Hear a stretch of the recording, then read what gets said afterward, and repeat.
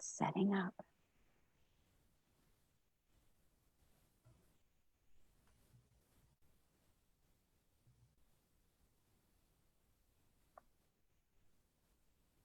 Okay, we are live. Well, thank you. This is Alice Emerson with the Holistic Chamber of Commerce in Mount Pleasant, South Carolina, and we are now streaming live, Kelly. I am with Kelly Corliss, who is with Guided Healing, licensed clinical therapy here in Mount Pleasant, and she's a nationally certified trauma therapist. And I know that kind of sounds, quite I don't know, big, but for some people, this time is a traumatic time, and we've been through a lot of changes. So, different dynamics and families and school situations, and so you have some information that you want to share with us that will kind of, give us some stability in this time that seems to be, taking us off track. So. Kelly, welcome, and thank you for joining us and sharing your expertise with us. Thank you. Thank you for having me today. You're welcome. So go ahead. You wanted to talk about, creating schedules, to really maintain emotional balance. Yes, absolutely. So I know that for a lot of us right now, we feel like we don't have very much routine or opportunity for routine. And I just wanted to sort of teach a little bit about how we can derive routine right now, despite not feeling like we have access to traditional routines, in order to really create a structure that helps us feel emotionally safe when there are so many unpredictable things going on around us. Because we know as humans, we feel safer when we have something that we know is coming next. And so, and some predictable things that we know we can count on, and we know what to expect in our day-to-day and really in our hour-to-hour, especially when things are so up in the air. And so we were talking a little bit earlier about how we can create routines in these difficult times in order to give ourselves that safety net of predictability in times when we feel like we can't really access that as much as we normally can. Yeah, just some simple steps. Like I know you sent me something, and I'll share my screen to bring up, some of the things, sample schedule, and some things that you can discuss while I bring that up. But it's true. I mean, daily routines look so different. I used to get up at 5. Make sure I'm going to share your screen here. There we go. Yeah, thank you. Yeah, so it's just been, everybody's schedule is off. It's a whole new normal for us. So there are some simple things that we can do that you wanted to, share with us. So here's a little bit of what you wanted to guide us through. Yeah, so I've shared this with a lot of my clients. Really, a modified version of this from as young as 12 or 13 through adulthood has worked for a lot of people in my practice over the last 3 or 4 weeks to sort of incorporate. So this is meant to be worked with. We have a sample routine kind of coming next, but for now, if you want to sit down and come up with a routine for yourself and for your family, these are some things that you can include in it to help sort of break it down into hour by hour if you're more comfortable with that, or chunks of morning time and then evening time if you're more comfortable with that.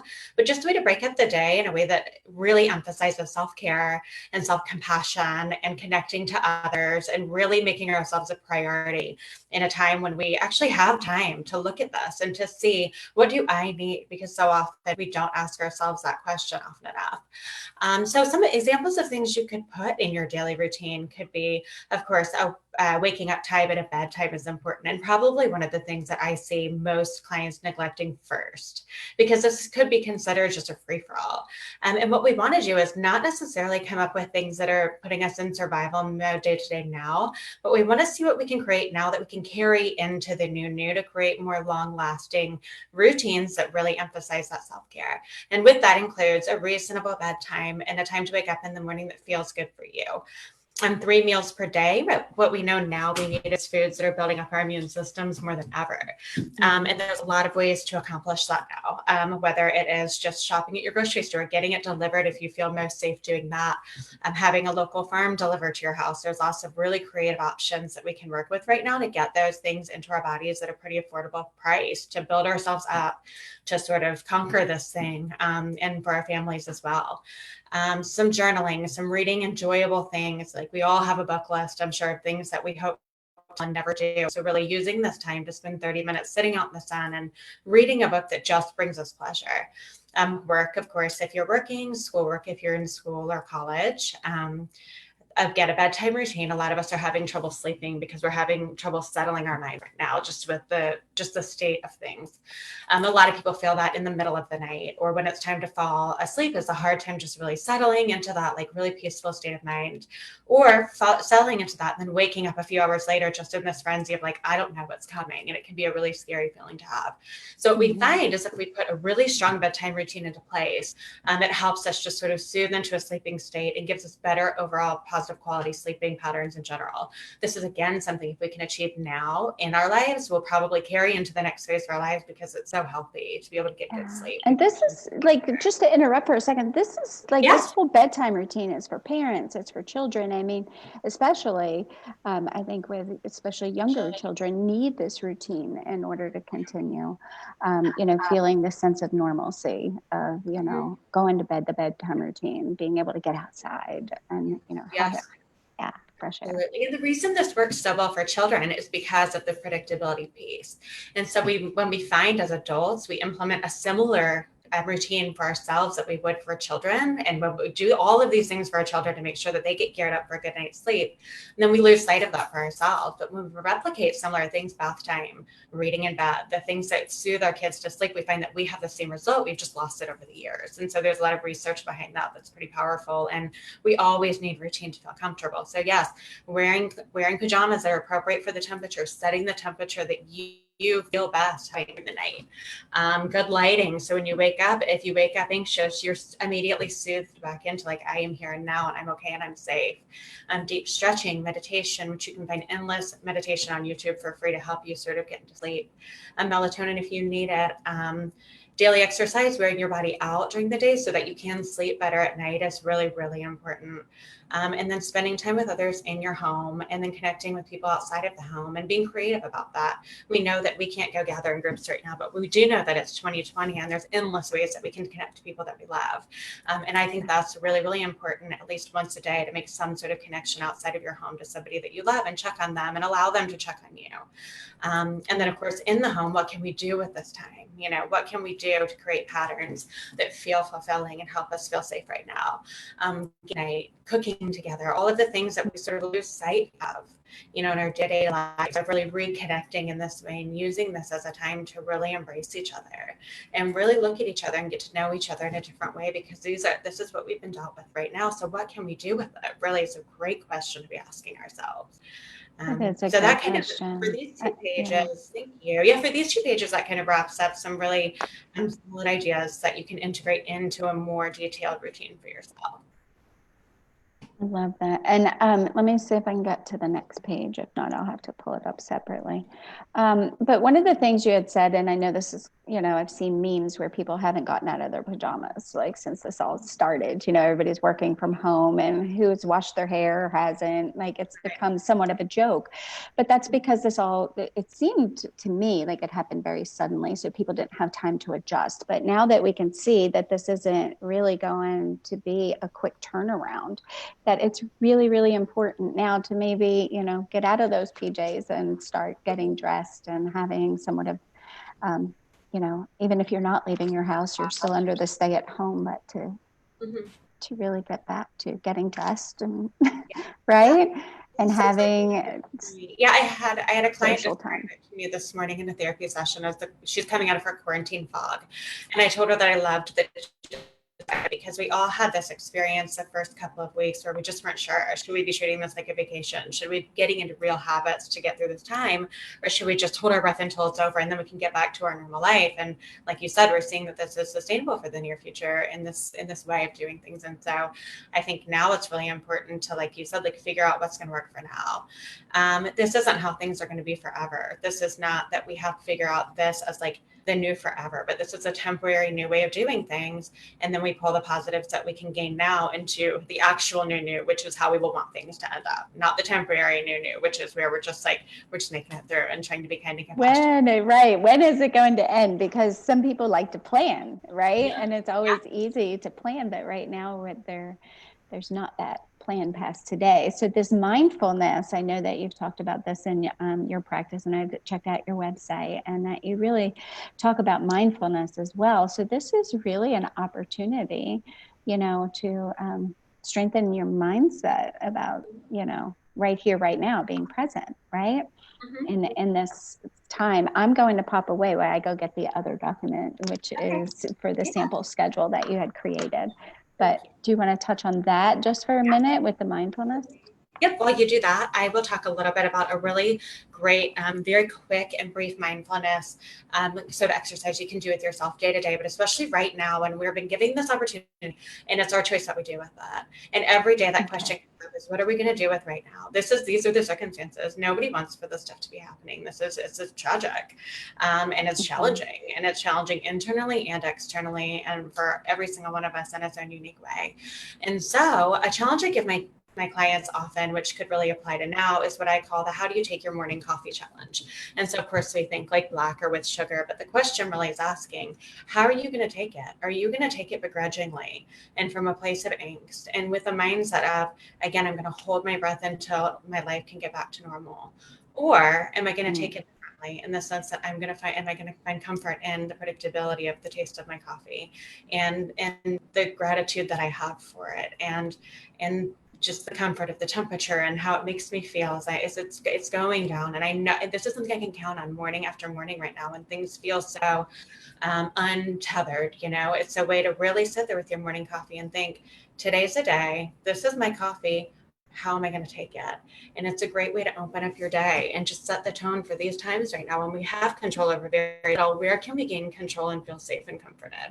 And so that's a quick little mindfulness challenge that I love. And I love when people it's just such an easy, simple way to implement the idea of like, I do have control. I do have control. And my control is how I address this and how I accept this right now.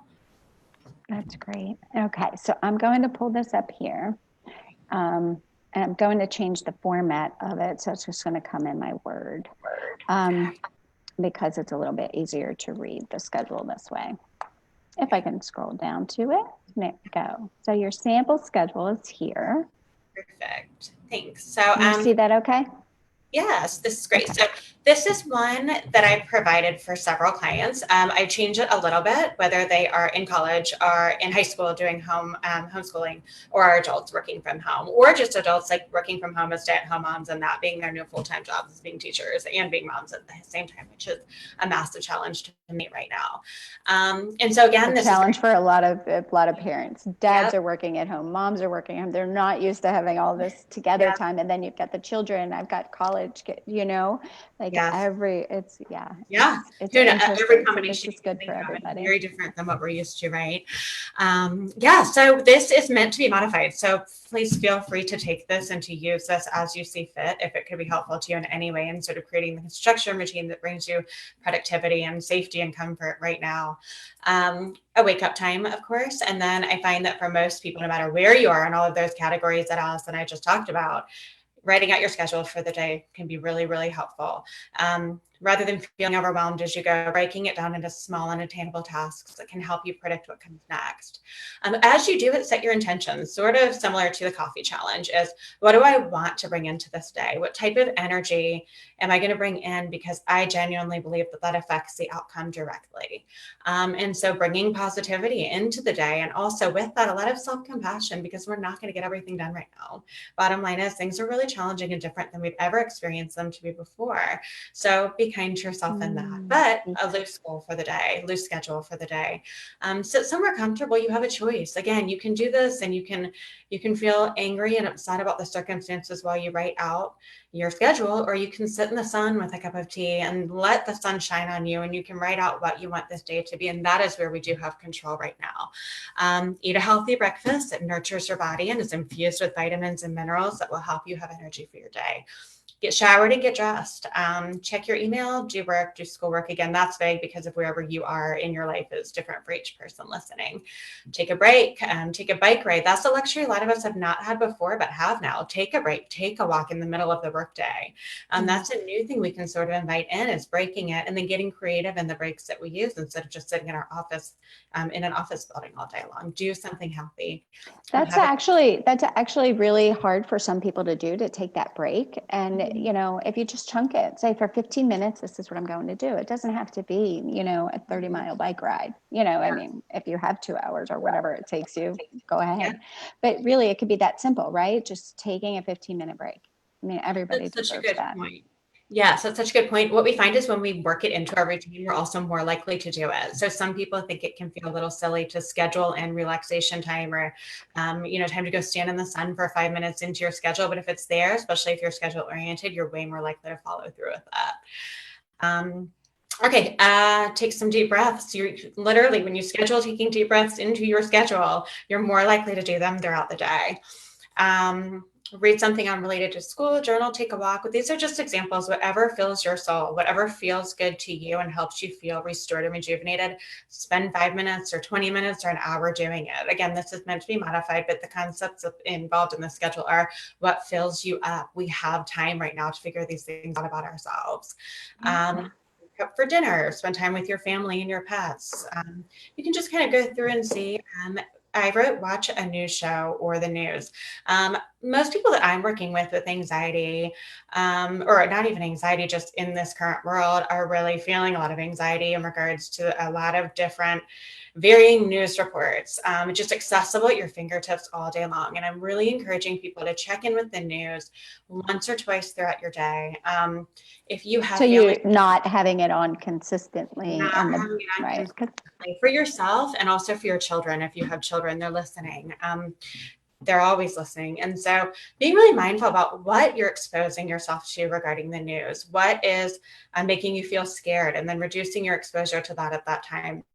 And also, with that being said, I think it's a really, really good thing to pay attention to if you happen to have family members who are, if you're limiting your news intake to like the evenings for half an hour, and you have these family members who are sending you alarmist messages throughout the day with links to news articles, and you feel your anxiety and literal blood pressure rising, have a conversation with them and tell them I put some limitations on what I'm exposing myself to during the day to keep myself safe emotionally. I can't have those things coming to me. I need to find them at the end of the day when I'm in a safe space to do that. And I think that can And be you really do have helpful. control over that. So there are some things that sometimes Yes. people just don't give themselves permission to say, I'd rather not receive those updates, please. You know, you can create those boundaries. That's good, right? Yeah. Especially if it's causing you a lot of anxiety. Yeah, that's such a good point. We all have a right to have those boundaries. I think as people in general, we don't practice our boundaries often enough or well enough. We get into a pattern of pleasing others and accommodating. And now's a really good time to again set boundaries that you can take with you into the next phase, that to preserve yourself, which is really important now and always. And then we're going back to the bedtime routine here, and then really soothe yourself to sleep, like we do for our infants and our children and our smaller children. We deserve that too, and we need that right now. So this is, again, it's meant to be taken and used however it may be fit. You can have an eighth of this on here, just to structure your day out and on a sketch pad, whatever may work for you. But what we do know is that knowing what we predict next in our day helps us feel safe, especially at a time like this. So that was the purpose of me providing that schedule with you guys today. I appreciate that because honestly, you know, we can go to all different angles with you know, the situation that we have here. And it's just providing the tools and, you know, some guidance to help people. I mean, your experience and your practice, we could have a talk every day about something for this time. So I really do appreciate you giving this, you know, this nugget to us to help create a little bit of emotional balance, you know, during this time by just creating something simple. This is doable. And, you know, that by no means is something that people have to like, you know, be strict and do, but you're giving us guidance. And, you know, this is quite a change for a lot of people. So yeah, fortunately. Yeah, I think it's important to remember too that we're going to be okay. This is going to be okay, and we're going to figure it out, and we're all together in this. And so we will come out on the other side of this stronger, hopefully, than we were before. Yeah, absolutely. Because like you said, there's a lot of good that can come out of this, you know, and developing these additional coping skills is allowing, like you had said, to make room for growth. And this is not really something that you can plan for, a pandemic, right? Right. So, what can we learn from this is what I've been trying to, wrap my mind around is really, being adaptable and, how do you plan for the unplanned? Yeah. It's kind of an interesting thing that we're going to be learning from this, and how we deal with it. That's going to be what the kids are watching and, I found yeah. as well that once we can figure out sort of an established routine that feels good, then we can take that one step further and think, really, what can we do with this time? The things that we avoid, do we avoid being home? Okay, well, we're home now. What can we do to make our life sort of like the way that we want? So there's a lot of opportunities for like a really beautiful growth once we can get the safety and the routine of the basics, the basic schedule. Then further, it's like, right now we have time. What can we do with it in a productive way? And there can be a lot of beauty in that. I love that. Well, thank you. I think this is a great start and a very doable start that is just like, okay, there is something I can do. And, kind of regain control and that, our life is still ours and, Yeah, we get to absolutely. design it a bit. So Yeah. thank you for joining us. I put your website in here. And what is the best way if somebody wanted to contact you? Would it be to contact you through your website? That's perfect. That'd be great.